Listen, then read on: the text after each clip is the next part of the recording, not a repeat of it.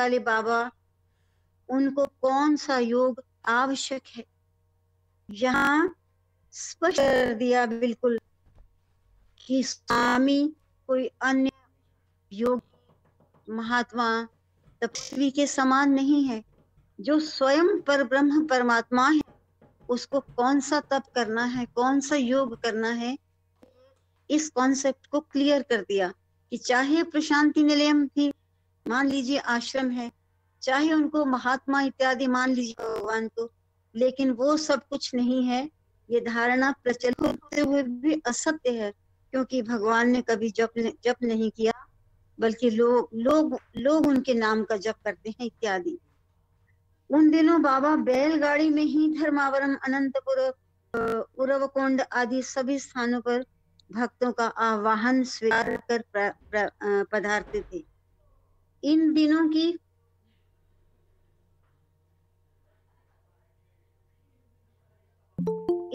की मोटर गाड़ियों की पंक्ति के समान ही उन दिनों की 10-12 बैलगाड़ियां, आजकल के समान ही उन दिनों का विनोद। अब हमें तो ऐसा दिव्य अनुभव है नहीं, पढ़ते हैं हम, समर्पण सुनते हैं, भगवान बच्चों को लेकर जाते या अपने भक्तों के समूह को लेकर जाते, विनोद करते हुए, बीच बीच में खाना खाते हुए और उनको आध्यात्मिक ज्ञान बांटते हुए इत्यादि इत्यादि।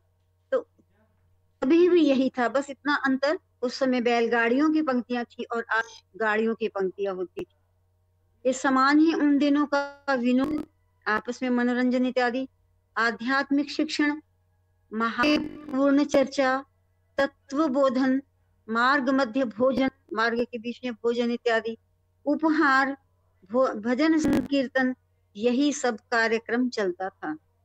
विनोद इस शब्द का उच्चारण करते ही बैलगाड़ियों की इस यात्रा में किए गए एक विनोद का वर्णन किए बिना नहीं रहा जा सकता। एक उपहास जो हुआ, मजाक किया उन्होंने बहुत, और बार बार एकांत की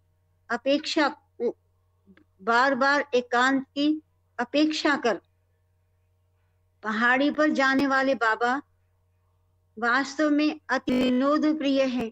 चाहे वो एकांत प्रिय हों, लेकिन वो विनोद प्रिय भी हैं। एक बार 4 बैलगाड़ियों में कई लोगों साथ ले बाबा के भक्त धर्मावरम की राह से अपने गांव ले जा रहे थे। चांद रात थी। बाबा कुछ लड़कों के साथ पैदल ही गाड़ियों के पीछे पीछे आ रहे थे। अचानक वे एक और हटकर एक 16-17 वर्ष की कन्या के रूप में परिवर्तित हो पहली गाड़ी के समक्ष खड़ी दिखाई दिए। उस गाड़ी में बैठे लोगों को उस बालिका ने अपनी गहरी गाथा सुनाई और बोली कि मेरे पति को तीव्र ज्वर है, वह धर्मावरम अस्पताल में है, गांव समाचार आया है, पैदल ही यहाँ पहुंचने की मुझे शक्ति नहीं है, क्या आप मुझे गाड़ी में बैठने की थोड़ी सुविधा कर सकते हैं? तो कन्या के इस प्रकार पूछने पर कौन ना बोल सकता था, आओ बहन बैठो। इस प्रकार सबकी सम्मति मिली। बालिका बैलगाड़ी में बैठ गई। अपने संकट का वर्णन कर उसने कई लोगों को रुलाया।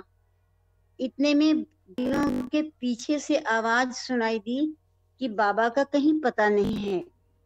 बच्चे बूढ़े सब उद्विग्न हो बाबा बाबा पुकारने लगे।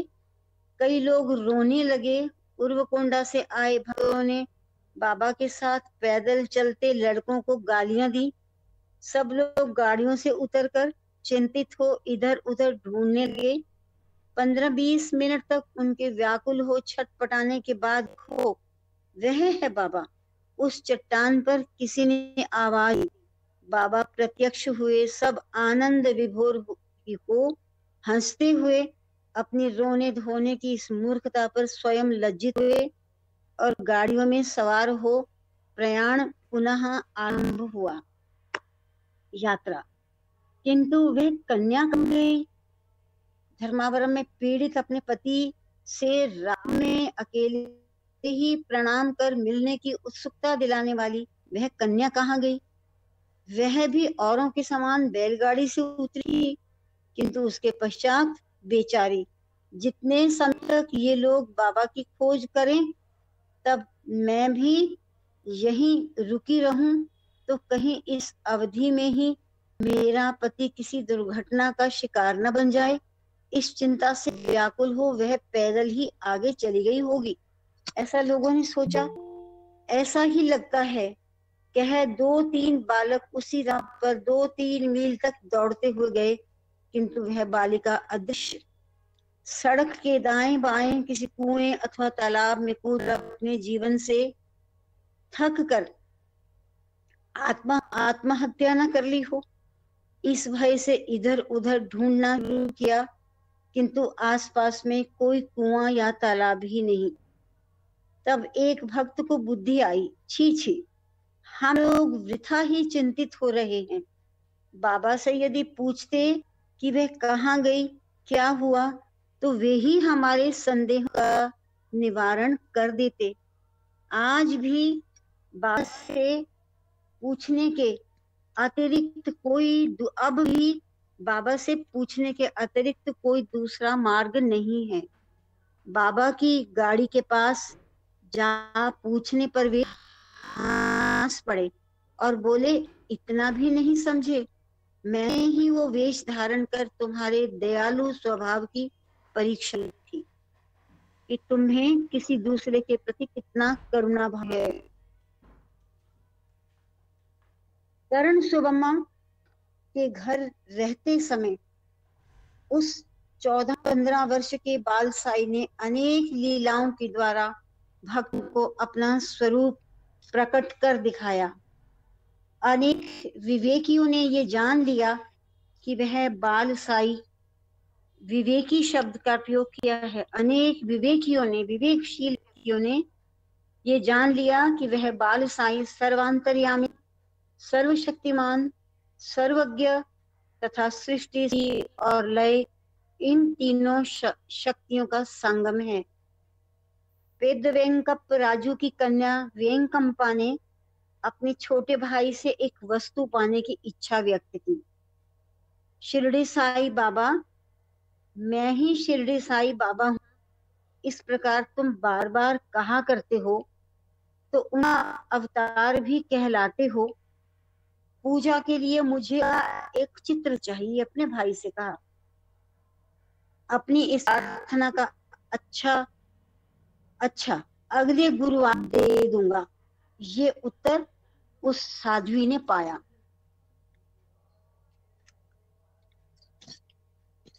किंतु बाबा 1-2 दिन में ही गांव से किसी और गांव चले गए। वेंकम भी इस बारे में बिल्कुल भूल गई, किंतु उसे पूर्ण श्रद्धा एवं विश्वास था कि इस गुरुवार को न सही किसी न किसी दिन उसे वह चित्र अवश्य प्राप्त होगा। गुरुवार की संध्या आई। पुट्टपर्ती में भजन प्रारंभ हुआ। रात को वेंकम्मा के घर सब सो गए। सारा गांव भी निद्रा में लीन हुआ। रात अंधेरी थी। अंधेरी रात, आधी रात बीत जाने पर 1-2 घड़ियां और बीती कि घर के बाहर माई माई पुकारती एक आवाज वेंकम्मा को सुनाई दी। एक क्षण तक लगाकर सुनने का प्रयत्न किया, पर कुछ समझ में नहीं आया। पड़ोस में कोई चिल्ला रहा होगा। सोच कर किए पर सिर रखकर सोने का प्रयत्न करने लगी। अचानक उसी कमरे में रखी मक्का की बोरियों के बीच गरगर शब्द हुआ।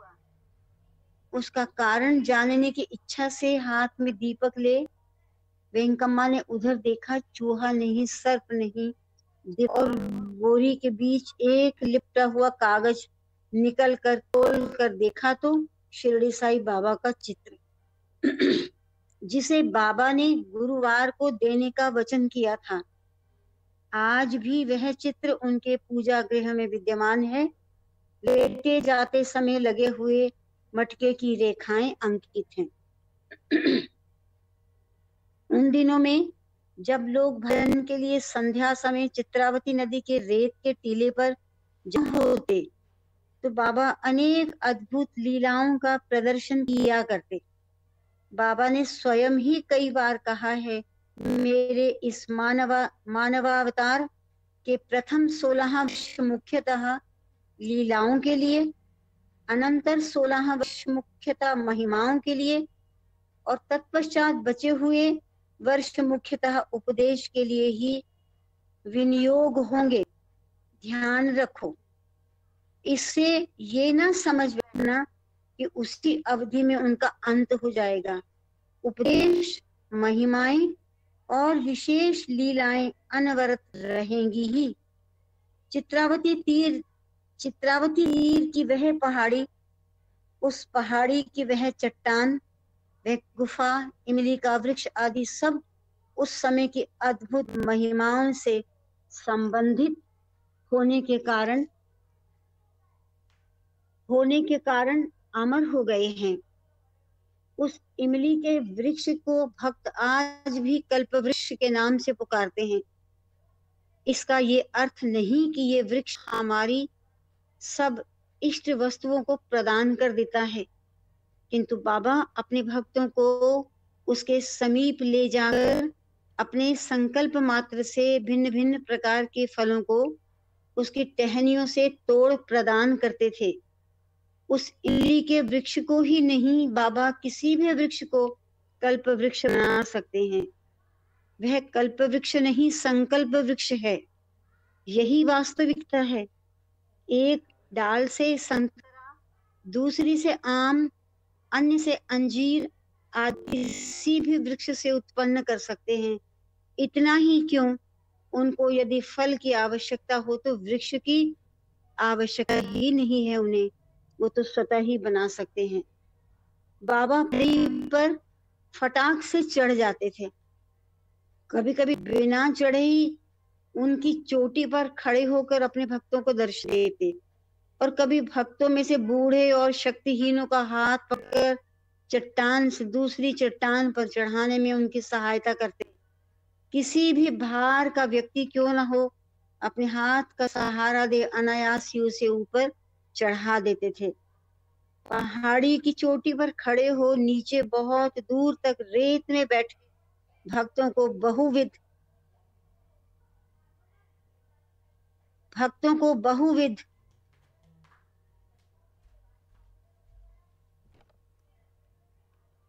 अद्भुत दर्शन दे उन्हें अनुग्रहित किया है।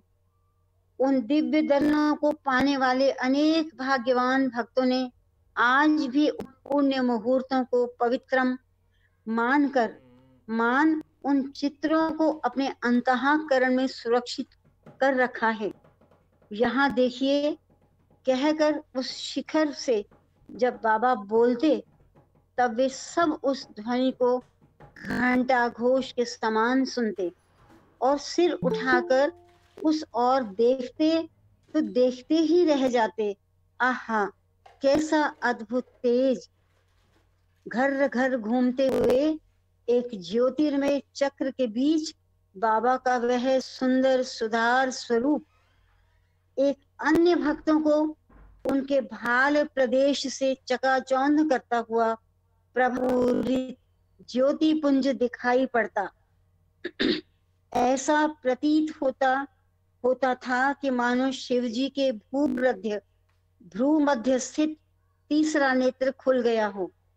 इन दृश्यों को सहन ना कर अनेक भक्त उसी स्थान पर अपनी सुध बुध भूल गिर पड़ते और घंटों तक पानी के छींटे देने पर ही वे पुनः इस लोक में लौटते। और भी कई भक्तों को बाबा ने उस पहाड़ी की चोटी पर खड़े हो तेजस्वी शिरडी बाबा के रूप में तो कभी ज्योति स्तंभ हो चंद्रमंडल के बीच अपनी स्थिति के रूप में दर्शन दे अनुग्रहित किया है। उन दिनों पुटपर्ती आकर उन सब अनुभवों को प्राप्त करने वाला एक पुण्यशाली कॉलेज विद्यार्थी इस प्रकार लिखता है। बाबा भक्तों के साथ नदी के उस पार स्थित साहेब चेरू तथा उसे पास के एक उद्यान में, साहेब चेरू नाम है, उद्यान में 1-2 दिन के लिए गए। उस चेरू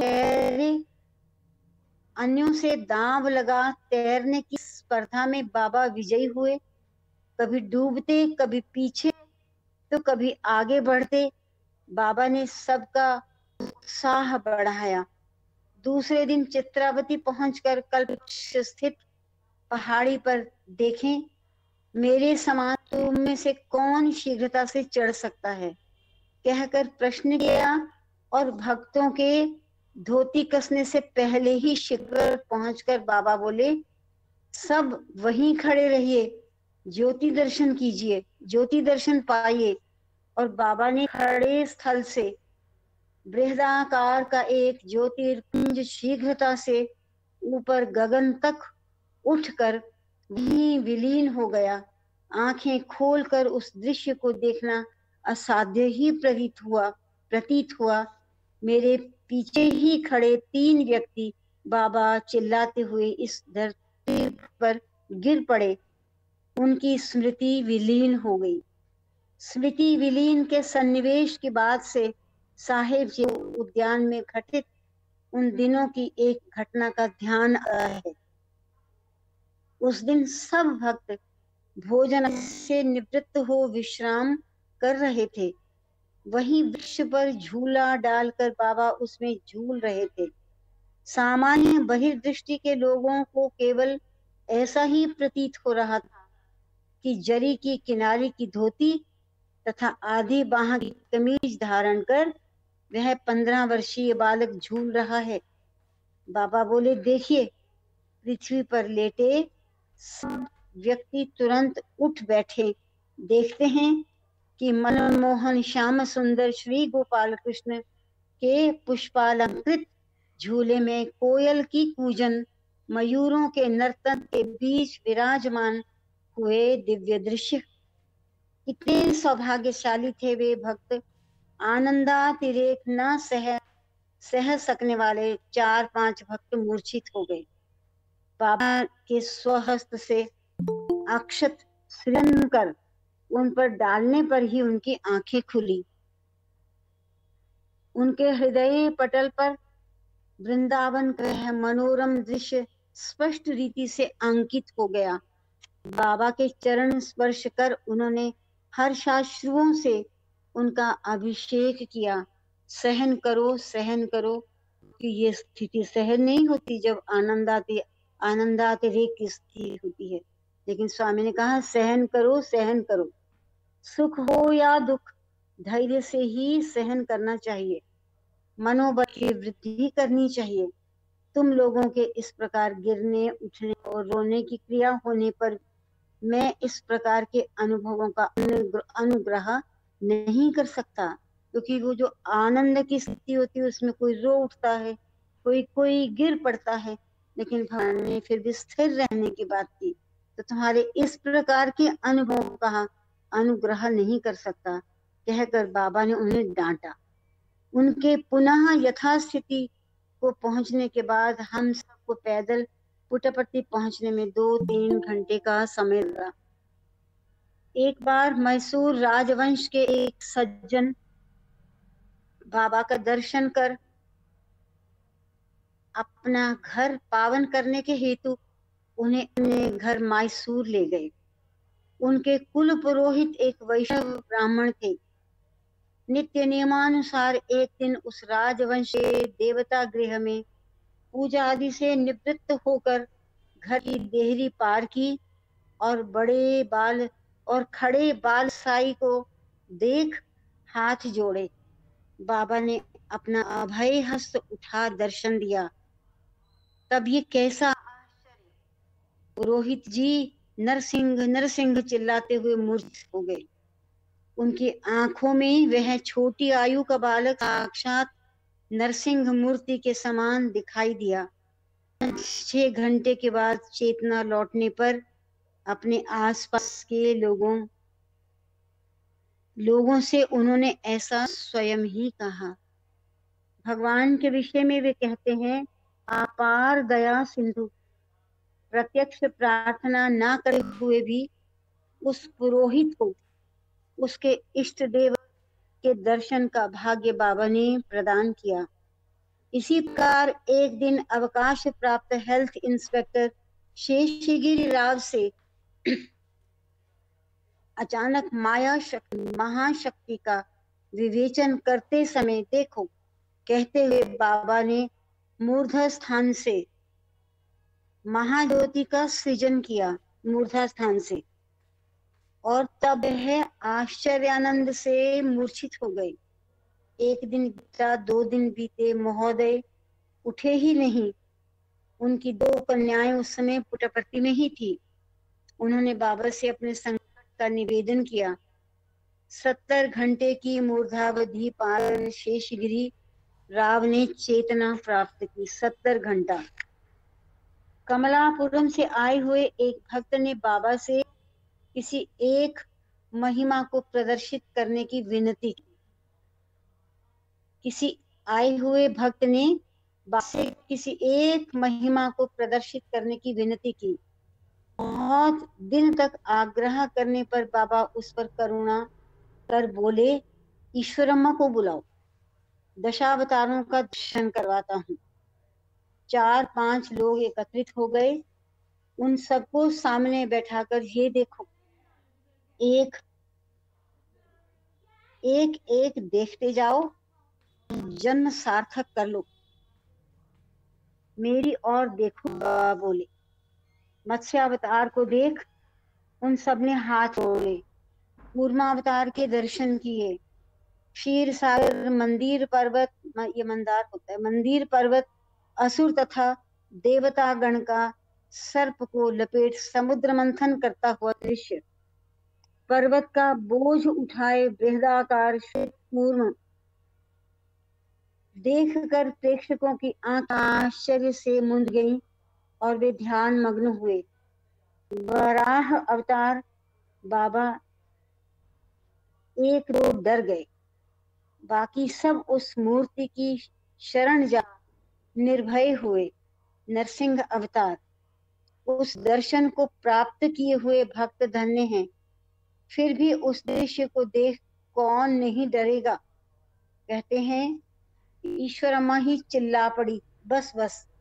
तड़ित रेखाओं के समान, तड़ित बिजली, तड़ित रेखाओं के समान उनके केश, विद्युत रेखा से उनके दांत, बाल रवि के चित्र के समान 2 चमकते हुए नेत्र, अग्नि पर्वत की गहरी खाई के मुख। बस है चिल्लाते हुए सब। जब सभी थर थर कांप उठे तब बाबा ने यथा पूर्वम बालसाई का मनोहर रूप धारण कर उन्हें शांत बना दी। इसी अवतार दर्शन का भाग्य इस घटना के कुछ महीने पश्चात बाबा ने कर्णम वंश के एक बेंगलोर वासी को प्रदान किया। कहते हैं बाबा ने पहले ही उनसे कहा था, नहीं, उस आनंद का अनुभव करने में तुम्हारी देह समर्थ नहीं है। फिर भी उस भक्त के बार बार विनती करने पर बाबा को मानना ही पड़ा। एक दिन वे उनको अकेले ही चित्रावती तीर पर ले गए। पानी के समीप स्थित एक छोटी सी चट्टान पर दोनों बैठे। संभव है कि दृष्टि तेज मानव नेत्रों को असह्य हो, इसलिए बाबा ने पानी में ही अपना प्रतिबिंब देखने की आज्ञा दी। कहते हैं उसे प्रथमतः बाल स्वरूप ही स्पष्ट दिखाई दिया। देखते ही देखते दृश्य हुआ। केवल केश राशि ही चक्राकार में दिखाई दी। तथा पुराणोक्त क्रम से दशावतार के दर्शन हुए। कल्कि अवतार के रूप में बाबा ही घोड़े पर सवार थे। कुछ भी हो, उसने आनंद, धैर्य एवं पूर्ण शांति से दशावतार का अवलोकन किया। उसी आनंदानुभव में आनंद स्वरूप के पद्मारविंद में लीन हो गया। उसी आनंदानुभव में आनंद स्वरूप के पदारविंद में लीन हो गया। 1 महीने की अवधि में धन्य है वह और उसका जीवन। बेंगलोर सेक्रेटेरिएट का एक क्लर्क कृष्णमूर्ति नामक बाबा का एक भक्त बड़ा पुण्यवान था। उसकी मनोभूमि परिपक्व थी, ये बाबा को ज्ञात था। बाबा ने उसका जन्म सफल कर उसे अनुग्रहित किया। किसे, किस समय, किस प्रकार का अनुग्रह प्रदान करना चाहिए, ये बाबा भली भांति जानते हैं। जब भी वे बार बार कहा करते थे तो कड़ाके की भूख लगने दो, तब तक खाना नहीं परोसना चाहिए। भूख की पुकार मचाकर अन्न के लिए जो तरसता है उसे ही खाना देना उचित है, क्योंकि वही खाना अच्छी प्रकार पचा सकेगा और आरोग्यवान हो पाएगा। उस बाबा केवल 17 वर्ष के थे। श्वेत धोती लपेट,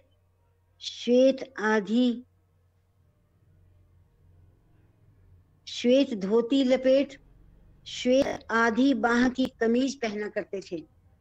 बेंगलोर के कम्मा के कॉफी के कारखाने में उन दिनों उनका वास था। कृष्णमूर्ति वहां 1-2 दिन भजन के समारंभ में सम्मिलित हुए। 1-2 भजन आनंद से उन्होंने भी गाए। बाबा के कमरे में जाकर भक्ति और श्रद्धा से उनका चरण स्पर्श करता था। एक दिन प्रातः काल के समय बाबा को अकेला देख उनके समीप जाकर उसने बोला, बाबा मैं जानता हूँ कि आप केवल मानव शरीर ही नहीं है, अपना निज स्वरूप मुझे दिखाइए। बहुत ही आर्त हो रोते रोते वह बाबा के चरणों में गिर पड़ा। बार बार समझाने पर भी उसने बाबा के चरण नहीं छोड़े और अंत में बाबा ने अपने चालन से अपना एक चित्र सृजित कर उसे दिया और इसको अपने सामने रख, यही बैठकर ध्यान करो, मैं अभी आता हूँ।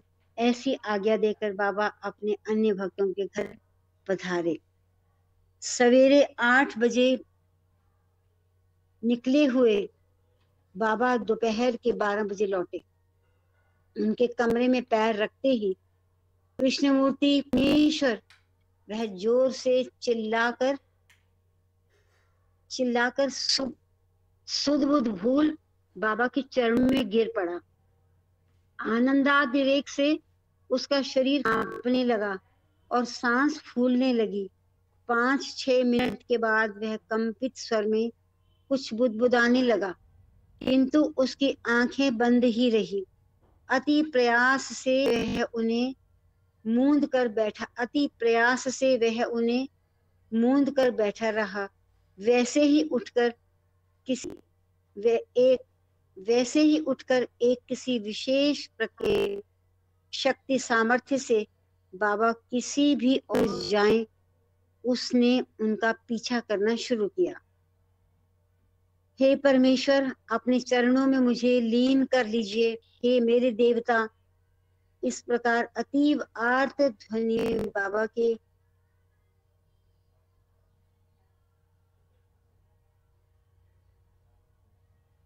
अतीव आर्त ध्वनि में बाबा से अनुग्रह की याचना करने लगा। हे परमेश्वर, अपने चरणों में मुझे लीन कर लीजिए मेरे देवता। इस प्रकार अतीव आर्त स्वर में बाबा से अनुग्रह की याचना करने लगा और मानो वह अमरत्व की पदवी चाहता था। उसके स्पर्श से अपने को बचाते हुए बाबा इधर उधर दौड़ते, कभी किवाड़ के पीछे तो कभी मंच पर चढ़ जाते। आंखें मूंद कर ही कृष्णमूर्ति अपने कृष्णमूर्ति का सब और पीछा करने लगा। आंखें मूंद कर ही कृष्णमूर्ति अपने कृष्णमूर्ति भगवान का सब और पीछा करने लगा। मैं आंखें खोलकर केवल परमेश्वर को ही देखना चाहता हूँ और किसी भी वस्तु को मैं नहीं देखना चाहता।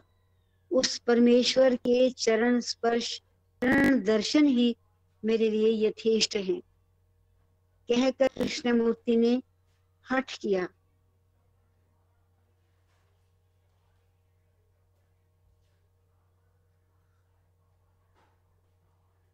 उस परमेश्वर के चरण दर्शन ही मेरे लिए यथेष्ट हैं, कहकर कृष्णमूर्ति ने हठ किया, पर बाबा ने उसे अपने चरण स्पर्श करने ही नहीं दिए।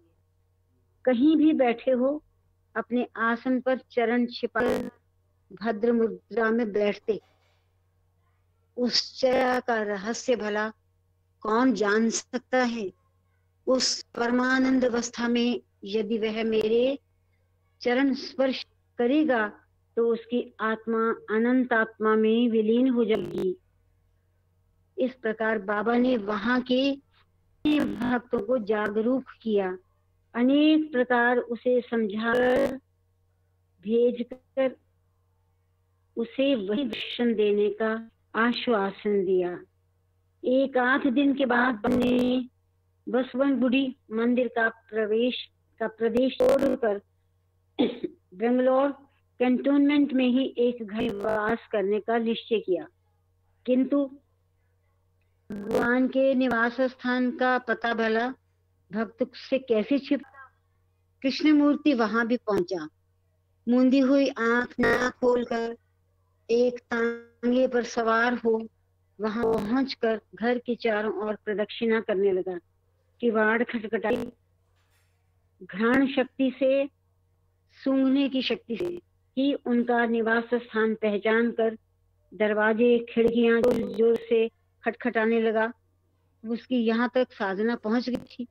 मनोवेदना असह्य होने पर अपने स्थल पर दोनों हाथ रखकर वो आर्त दीन स्वर में चीखने लगा, रोया धोया गिड़गिड़ाया।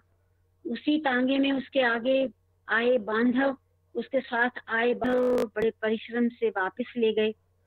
बाबा क्या अपने चरणों के दर्शन नहीं कराएंगे मुझे, कहते हुए कृष्ण मूर्ति दिन भर अश्रु बहाता रहा। खान पान त्याग कर निष्दिन उन चरणों के दर्शन की प्रतीक्षा में कृष्णमूर्ति कृश हुआ, दुबला हो गया, दुर्बल हो गए। उसे अस्पताल में रखा गया, किंतु उसकी अंतःकरण की वेदना का डॉक्टर कैसे शमन करते। उसकी आवश्यक औषधि बाबा ने ही अस्पताल में भेजी। बाबा ने एक भक्त के साथ अपना चरण तीर्थ भेजा। उसका पान करते ही अस्पताल से घर पहुंचने की शक्ति उसे प्राप्त हुई। घर पहुंचते ही कृष्णमूर्ति ने अपनी खाट के पास ही भजन करने के लोगों से विनती की। आधे घंटे तक सब ने प्रेमावेश से भजन संकीर्तन किया, देवता के चरण की आरती की, कर्पूर युक्त उस थाल को उस खाट पर सोए हुए कृष्णमूर्ति के पास ले गए और उसे पुकारा। वह कहाँ? वह कभी का परमेश्वर के चरणों में लीन हो चुका था। उसके जीवन का कर्पूर जीवनचर्या की थाली में जलकर निश्शेष हो गया था। धन्य है उस कृष्णमूर्ति का जीवन। पुट्टपर्ती की एक घटना। पुट्टपर्ती में एक दिन अचानक थोड़े भक्तों से, तुम्हें वृंदावन विहारी कृष्ण का वेणुनाद सुनाता हूँ, भगवान ने कहा। तुम्हें वृंदावन विहारी कृष्ण का वेणुनाद सुनाता हूँ। वेणुनाद सुनना है? बाबा ने पूछा। इस सौभाग्य को कौन नहीं चाहेगा। सभी ने उत्सुक होकर भगवान बाबा की ओर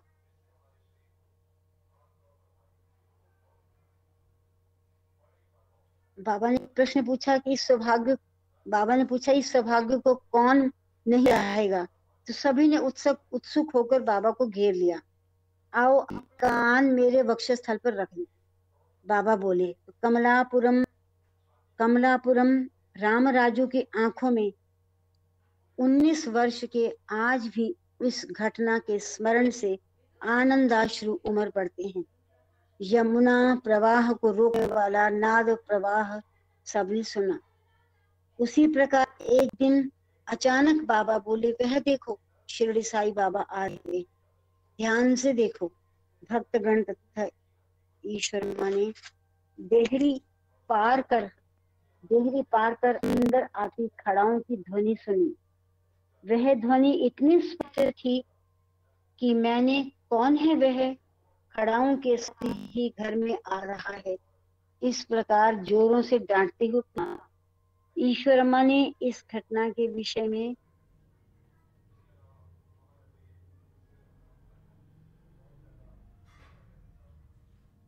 इस प्रकार जोरों से डांटते हुए पूछा। ईश्वरम्मा ने इस घटना के विषय में बताते हुए इस प्रकार कथन किया। पेद्द वेंकप्पा राय ने अपने अनुभवों का वर्णन मुझसे किया। उनमें से एक वर्णन उचित लगता है। एक दिन संध्या समय पेनुकोंडा कुछ लोग पुट्टपर्ती आए।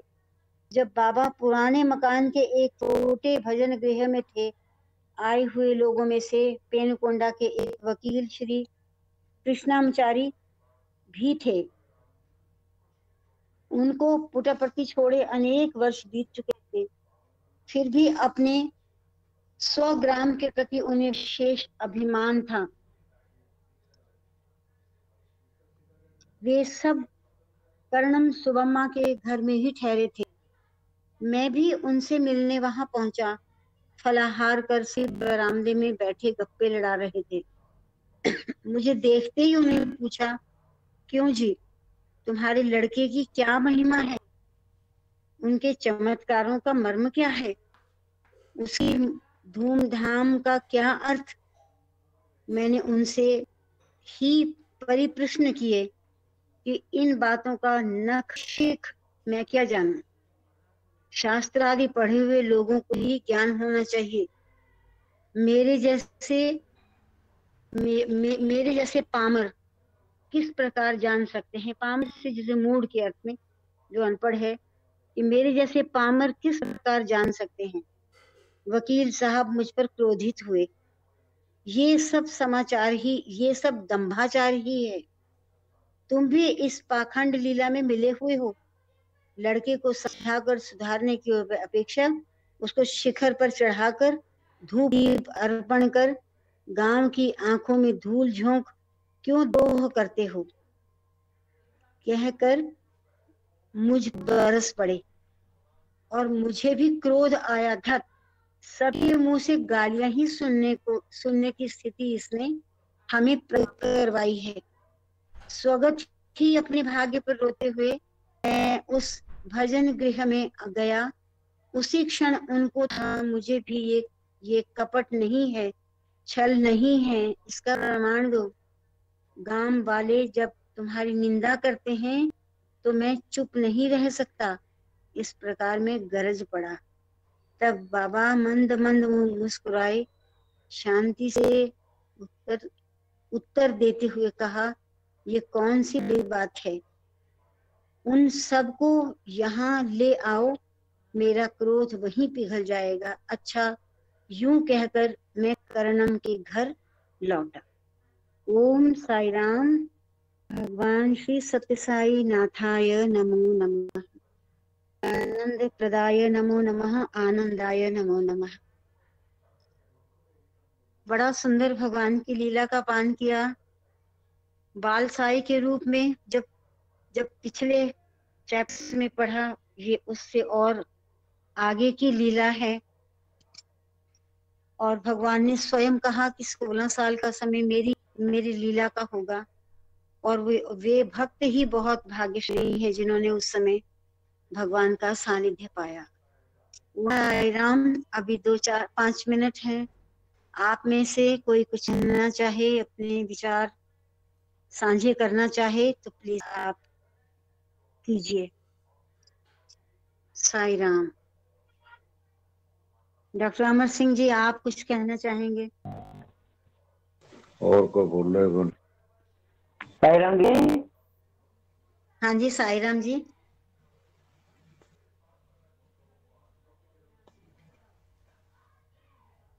साई राम बोल रहा था क्या? बोल रहा था फिर कट गया। साईं जी। हाँ जी, साईं राम डॉक्टर साहब। हाँ, मैं तो सिर्फ इतना बताना चाहता था, जैसे भगवान बाबा ने अपने आप को साईं बाबा डिक्लेयर किया और शिरडी बाबा का पुनर्जन्म के बारे में बताया, तो जब वो लोग आते भगवान बाबा से, वो पेनुकोंडा स्टेशन पर उतरते थे जी। और वहां से बस पकड़ करके वो बुक्कापट्टनम आते थे और बुक्कापट्टनम से गाड़ियों में या पैदल पुट्टापट्टी पहुंचते थे। जी। तो पेनुकोंडा इतनी भीड़ हो जाती थी बस स्टैंड पर कि बस भी एक बस में नहीं आया करते, दूसरी बस का इंतजार करना पड़ता था। तो वहां पेनुकोंडा के अंदर एक वकील रहते थे, एडवोकेट, वो शिव बाबा के भगत थे। हाँ जी। तो वो देखा करते, सैकड़ों आदमी रोज जाते हैं, ये बच्चा है छोटा सा, इनको बेवकूफ बना रहा है, उससे वो सहन नहीं हुई। एक दिन वो स्वयं पुट्टापट्टी पहुंच गए। अब कौन है वो अपने आप को साईं बाबा कहने वाला? तो उसके पिताजी मिल गए, उनसे पूछा कहाँ है वो, तो अपने आप को साईं बाबा कहता है। तो बेचारे उन्होंने, उनके पिता ने इशारा कर दिया, वो बैठे हैं उधर, उनसे बात कर। जब साईं बाबा के तरफ गए तो वो उन्होंने बगैर कोई प्रणाम नमस्ते कुछ नहीं, और कहने लगे क्यों लोगों को बेवकूफ बना रहा है, यहाँ सैकड़ों लोग रोज आते हैं, इनको बेकार है, ये कुछ देता है, ये कुछ देता है, गंडे तमीज ये भगवती, क्यों बोला तू शिरडी बाबा को नाम करता है? तो भगवान बाबा ने कहा थोड़ा शांत हो और मेरे साथ आ। स्वामी जिसमें रहा करते, जब कमरा था एक वहां पुराना हाल जो बना है टीन का, उसके अंदर स्वामी उसको उधर ले गए अंदर। और टीन में जब कमरे में गए, कमरे में देखते ही वो क्या देखता है, सामने वकील कि शिरडी बाबा की सामने मूर्ति रखी है, और वही मूर्ति जो सीढ़ी के अंदर थी वो स्पष्ट नजारा दिखाई देता था। उसके सामने भक्त आ रहे हैं, दर्शन कर रहे हैं, चरण स्पर्श कर रहे हैं, मस्तक झुका के, और वो सारा नजारा देख कर वो वकील जो है वो भगवान बाबा के चरणों में गिर कहने लगे स्वामी क्यों, अब तुझे विश्वास हुआ? फिर वो रोने लगा, बोला जी हाँ, अब मुझे पता लग गया मैं ही गलत था, और मेरे मन में इतना क्रोध था कि मैं शिरडी बाबा शिरडी गया हुआ हूँ, वहां का नजारा तो मुझे यही नजर आ गया सारा का सारा, आप साक्षात मेरे शिरडी के अवतार है। उसके बाद वो शांत हो गए, घर गया। तो भगवान बाबा तो बड़े बड़े घमंड इस प्रकार से प्रतिरूप से उनको दर्शन करवा के किया करते थे। तो इस तरह न जाने कितने भगतों का जो सीढ़ी के समय भी थे और सीढ़ी के समय ऐसे भी उनको दर्शन दिए हैं, और उनको पिछले जन्म की घटनाएं तक बताई हैं कि किस प्रकार से उस समय तेरा क्या हाल था और आज तुम क्या है। तो ये तो साक्षात भगवान थे, सब कुछ इनको तो पता ही था, लेकिन जिसको नहीं पता था ज्ञानियों को, उनको वो साक्षात दृश्य दिखा करके विश्वास दिलाते थे। साईं राम जी। साईं राम, बहुत अच्छा। हाँ जी, वैसे बिल्कुल आपने ठीक कहा। वो ये वो पर ब्रह्म परमात्मा है। साईं राम। हाँ जी, साईं राम। हाँ जी विजय, साईं राम। कनेक्शन कट जाएगा। साईं राम चंद्रलेखा दीदी। हाँ जी, साईं राम। साईं राम चंद्रलेखा दीदी। बोल हाँ दो। जी, बोल रही हूँ साईं राम। वो पर ब्रह्म परमात्मा धरती पर अवतरित हुआ, और वो दीदी जन्म से लेकर हमेशा साईं राम जब बोल तक तो करा के। हाँ जी, वो उनको सुनाई नहीं दे रही मेरी आवाज। साईं राम विजय। हाँ जी बोलिए साईं राम। उनको मिल हाँ, मैं नंबर लिखा दूं, मैं अपना नंबर लिखा दूं आपको इसके खत्म होने पर। नंबर, मोबाइल नंबर लिखा रही हूँ मैं आपको। हाँ, अभी हम हाँ जी ठीक है, हम शांति लें, उसके बाद स्वामी ने जब से जन्म लिया, ठीक है जी, तो वो जो दिव्य स्वरूप था वो दिव्य ही था, वो दिव्य ही रहा। हर मोमेंट दिव्यत्व के दर्शन ही होते रहे। उसका स्वरूप जैसा था वैसा रहा, कभी भी किसी ने उसमें कोई परिवर्तन कभी कोई परिवर्तन नहीं देखा। इसीलिए वो दिव्य था, वही जो सच्चित आनंद स्वरूप है, वही जो सत्यम शिवम सुंदरम है, वही उसका स्वरूप शुरू से अंत तक रहा। लेकिन जो जो हम आम इंसानों के लिए जो श्रेय की बात है, जो उन्होंने दी हमें, कि जन्म के समय से लेकर 10 साल की आयु तक विश्व की दर्शन तो हो रहे हैं, लेकिन समझ नहीं किसी को आ रहे थे, और वो बच्चा बिल्कुल अपने मुंह से कुछ नहीं थी। जबकि ये समझ में आ रहा था कि कुछ असाधारण इस बच्चे का व्यवहार है, तो वो उसकी दिव्यता ही थी। हाँ, जिनको दिव्य दृष्टि उस टाइम मिल गई थी, वो उसकी दिव्यता के दर्शन उस समय भी कर रहे थे। ये ओम शांति।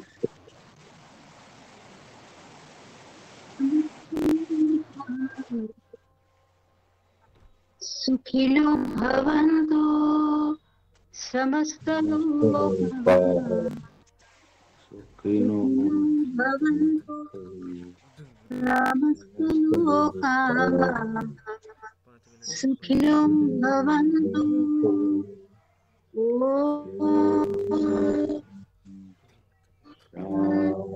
शांति शांति शांति। जय बोलो भगवान सत्यसाई महाराज की।